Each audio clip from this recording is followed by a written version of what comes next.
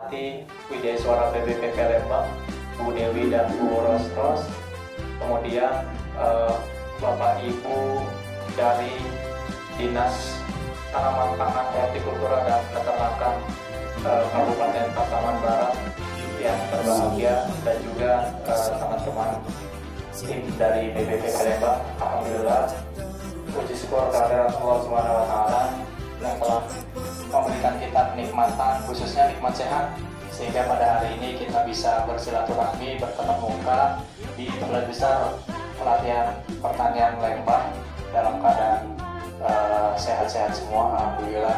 Dan mohon maaf Bapak Ibu, kami tadi menerima dulu kunjungan juga dari Universitas Al-Maksum, jadi mohon maaf tadi telah hampir 1 jam ya Bapak Ibu sudah.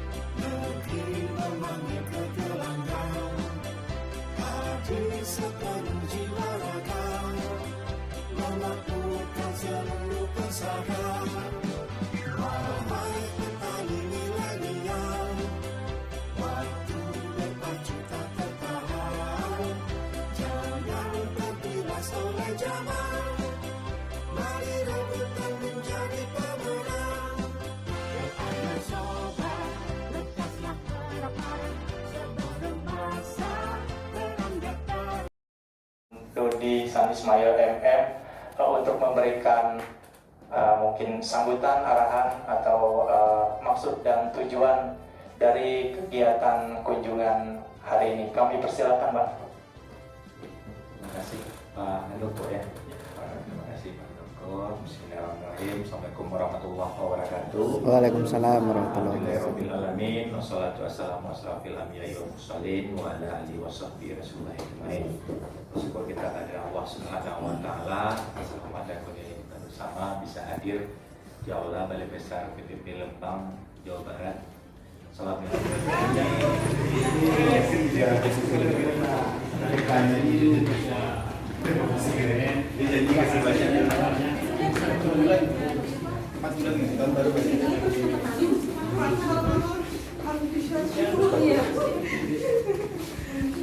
Alas, lepas.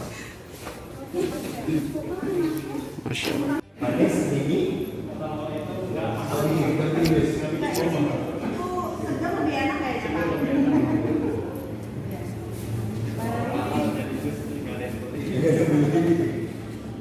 Bahannya tepung terigu, tepung tapiokanya 1 berbanding setengah, tepung terigunya 1, tepung dessertnya ya tepung tapiokanya setengah kilo, kemudian tambah bumbu, wortel, menteganya.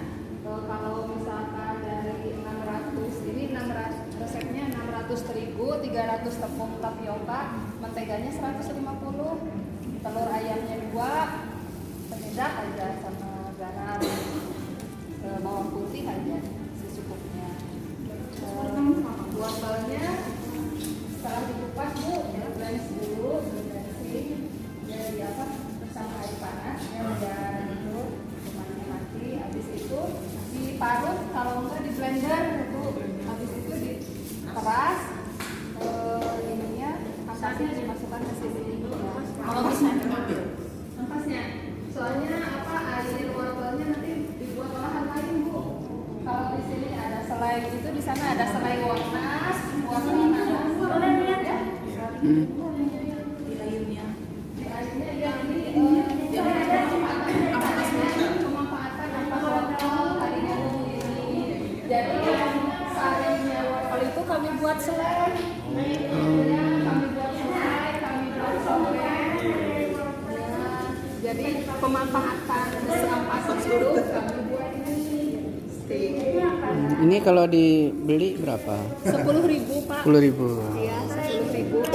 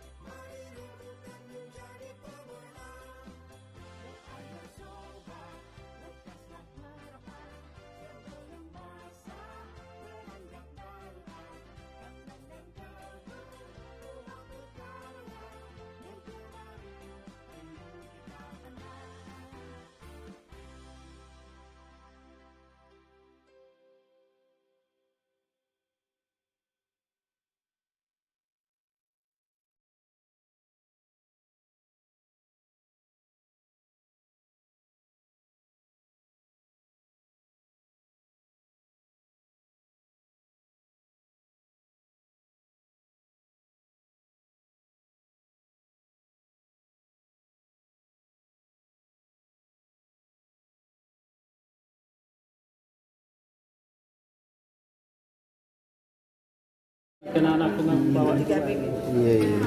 dan dicoba nanti kan. Saya coba 2 ya. Ada khasiatnya kalau kebetulan kita ke sini nanti beli lagi tuh. Di sana ada. Tempat apa ada? Diambil dulu Pak. Jadi tidak terlalu muda, tidak terlalu tua. Mm-mm. Daunnya diambil, Iya. terus dijemur. Nah. Kalau kami pakai dry di sini Pak. Oh, pengering. Iya. Nah, sudah itu udah di blend aja di ini. Blender. Di blender. Ah. Dimasukin ke cup yang buat teh itu Pak bisa beli. Oh, itu. Gitu. Iya, iya, makasih banyak. Insyaallah kita coba. Tunjuk tips terkait bagaimana koperasi lemah ini bisa besar dan bagus seperti ini. Mungkin itu sedikit dari kami. Mohon maaf. Wabillahi taufiq. Assalamualaikum warahmatullahi wabarakatuh. Assalamualaikum warahmatullahi wabarakatuh.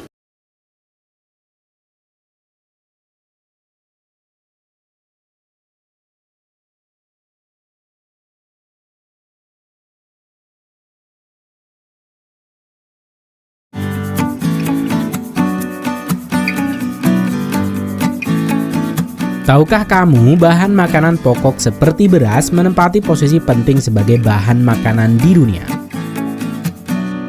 Beras menjadi sumber makanan lebih dari 2/3 populasi dunia. Setiap hari lebih dari 600 juta orang di seluruh dunia memakan nasi. Kebutuhan akan produksi beras ini masih ditopang oleh produksi tradisional dan sebagian lainnya sudah digarap dengan lebih serius dengan teknologi modern. Jika di Indonesia, minat untuk menjadi petani mulai berkurang untuk generasi selanjutnya, baik dikarenakan akan pandangan petani bukan pekerjaan yang bergengsi, hingga masalah-masalah yang dihadapi oleh petani, seperti ketersediaan pupuk yang langka dan harga panen yang anjlok. Kondisi ini berbeda dengan yang dihadapi oleh negara maju seperti Australia. Australia telah berhasil menggarap padi sebagai suatu bisnis yang menguntungkan dan menyediakan pekerjaan bagi ribuan orang serta memainkan peranan penting dalam ekonomi regional Australia. Lalu, bagaimana petani Australia berhasil mengembangkan bibit padi dan menghasilkan lebih banyak beras per hektarnya daripada dimanapun di dunia? Yuk kita ikuti liputannya bersama Rekayasa Teknologi.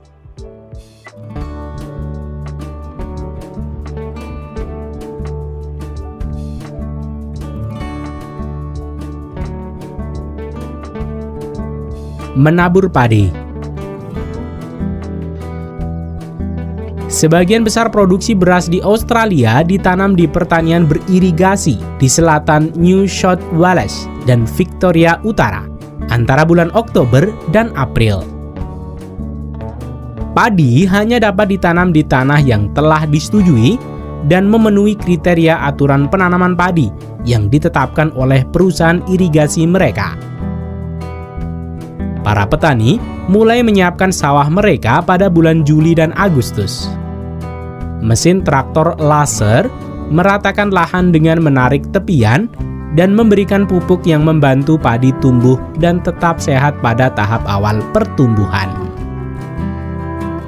Penanaman biji padi yang baik dilakukan pada bulan Oktober hingga awal November. Banyak petani di Australia menggunakan pesawat untuk menabur benih padi di teluk yang sudah terisi air.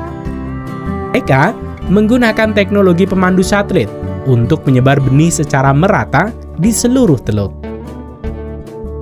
Selain menggunakan pesawat, petani juga dapat menyemai padi menggunakan mesin penyemai gabungan atau jenis lainnya.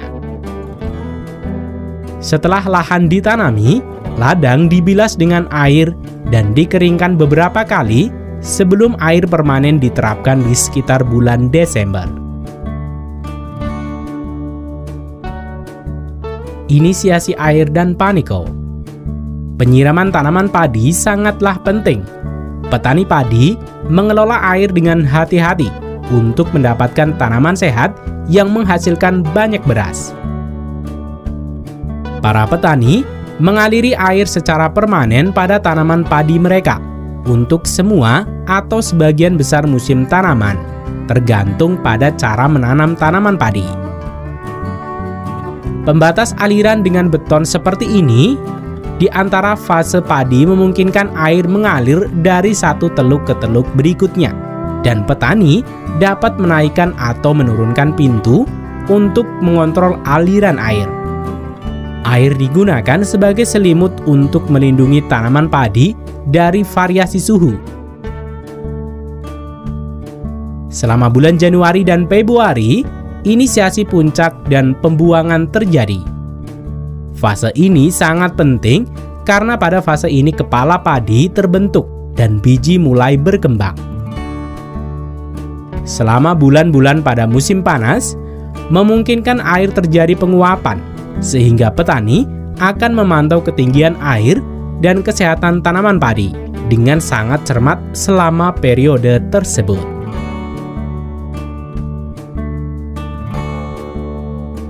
Saat biji-bijian mulai matang, para petani mengunci teluk atau saluran air ini, sehingga tidak akan ada aliran air yang masuk dan padi akan menggunakan sisa air untuk menyelesaikan pertumbuhannya.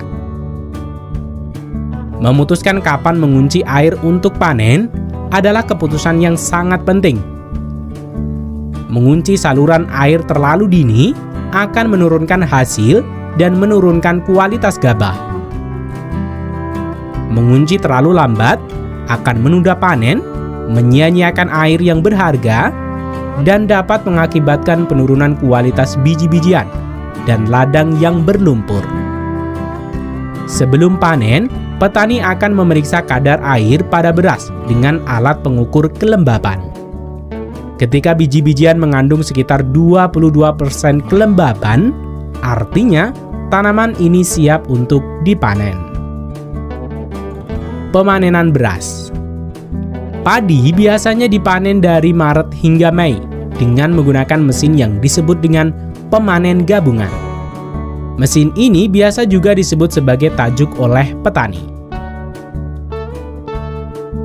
Panen yang hati-hati sangatlah penting agar gabah tidak rusak.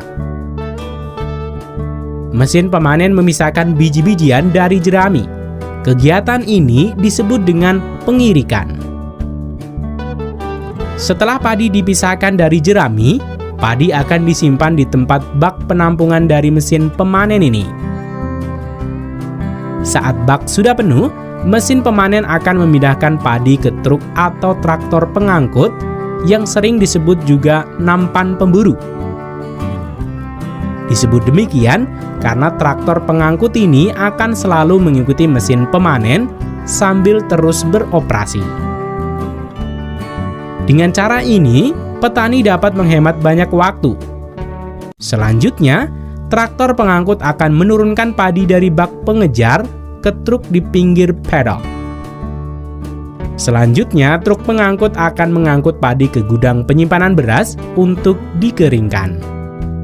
Padi akan dikeringkan di dalam gedung sampai mengandung sekitar 14% kelembapan. Setelah padi dikeringkan dengan sempurna pada gudang penyimpanan, selanjutnya padi siap diangkut ke penggilingan padi. Penggilingan padi. Mayoritas beras yang ditanam di Australia digiling dan dipasarkan dengan merek Sunrise. Sunrise telah memasarkan beras di Australia selama lebih dari 50 tahun. Dan merupakan salah satu pengekspor produk makanan bermerek terbesar di Australia dan salah satu perusahaan makanan beras terbesar di dunia. Ketika padi tiba di tempat penggilingan padi, setiap butir beras kemudian harus melalui sejumlah langkah untuk memastikan hanya biji-biji kualitas terbaik yang ada di piring makanan kamu. Pertama-tama, lapisan luar tanaman padi harus dihilangkan untuk memisahkan gabah dari kukun tanaman padi. Ini disebut dengan penggilingan. Penggilingan padi menghasilkan sedikit limbah, sehingga kulit gabah atau katul ini juga akan disimpan dan siap untuk digunakan pada produk lain seperti makanan hewan. Setelah dikupas, bulir beras baru kemudian digiling, dipoles, dan disortir yang selanjutnya siap untuk dikemas. Semua butiran beras memulai perjalanannya sebagai beras merah. Namun butiran putihnya adalah hasil dari penggilingan berulang kali yang memunculkan butiran mutiara di dalamnya.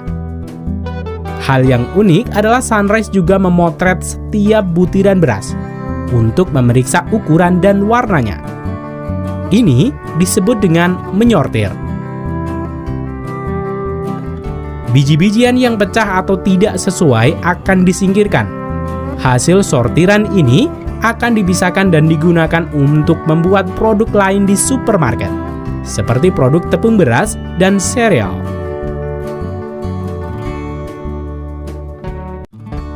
Itulah proses pertanian padi modern di Australia. Selain terlihat lebih gampang, menjadi petani dengan sentuhan teknologi modern juga akan membuat bertani menjadi lebih bergengsi dan menguntungkan.